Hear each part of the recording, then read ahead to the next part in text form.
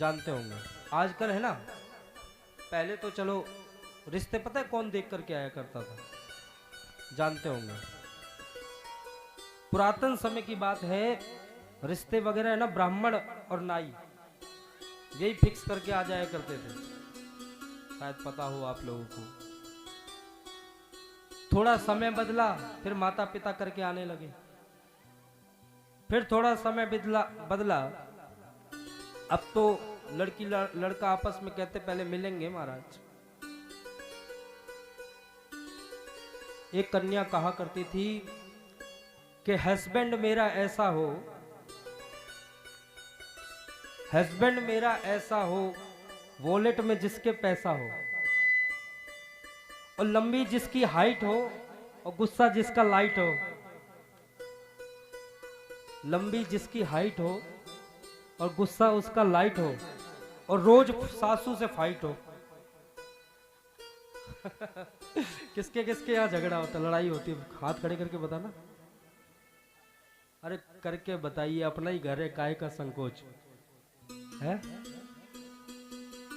दोनों हाथ उठाए हमारे भैया ने कि हमारे यहाँ तो बहुत होता है। एक जगह कथा कहने गए थे कि हमने कहा भैया झगड़ा किसके किसके यहाँ होता है? सबने हाथ खड़े किए पर एक व्यक्ति ने नहीं किए।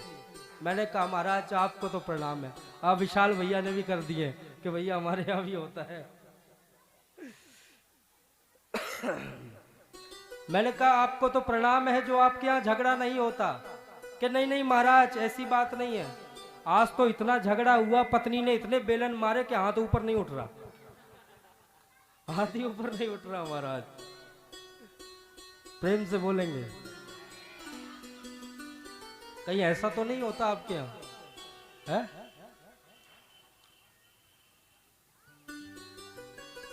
अनुकूलता होनी चाहिए। जैसे पति प्रसन्न है ना, पति जिसका प्रसन्न है, भागवत में यहां तक लिखा है कि स्त्री को गुरु बनाने की भी आवश्यकता नहीं पड़ती।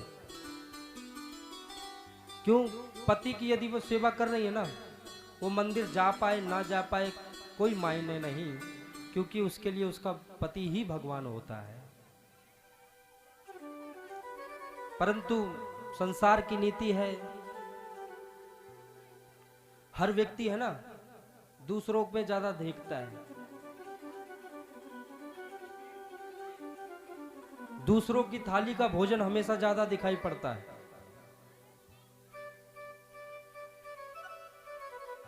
अनुकूलता में रहिए। जैसे पति प्रसन्न है ना जिस चीज से, वह कार्य करने चाहिए जिससे पति प्रसन्न रहे। अच्छा, पति का कहना कौन कौन मानती है यहाँ पर जितने लोग बैठे हैं? मानते हैं कि नहीं? कि केवल हाथी उठा के बता रहे हो? एक बार क्या हुआ कि एक व्यक्ति था, उसकी पत्नी है ना हमेशा उल्टा कार्य किया करती थी। वो कहता ना कि आज दाल बनानी है, तो पत्नी कहती आज दाल नहीं, आज तो सब्जी बनेगी।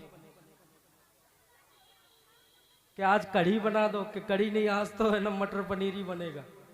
हमेशा उल्टा करती थी, कभी पति के अनुकूल उसने कार्य किए ही नहीं। अब उसने सोचा भैया जीवन तो निर्वाह करना ही है किसी प्रकार, कि तीर्थ यात्रा करके आया जाए, लेकिन ये ऐसे तो जाने वाली नहीं। तो उसने कहा भैया मेरा हरिद्वार जाने का बिल्कुल मन नहीं है। क्या कहा उसने? क्योंकि वो जानता था ये बात तो मानती नहीं, उल्टा बोलूंगा ना तब जल्द मान जाएगी, कि हरिद्वार जाने का मन नहीं है। तो उसने कहा नहीं नहीं हरिद्वार तो जाके ही आएंगे, वहां तो जाना ही पड़ेगा। तैयारी करी गई, हरिद्वार पहुंचे, गंगा जी में स्नान किया।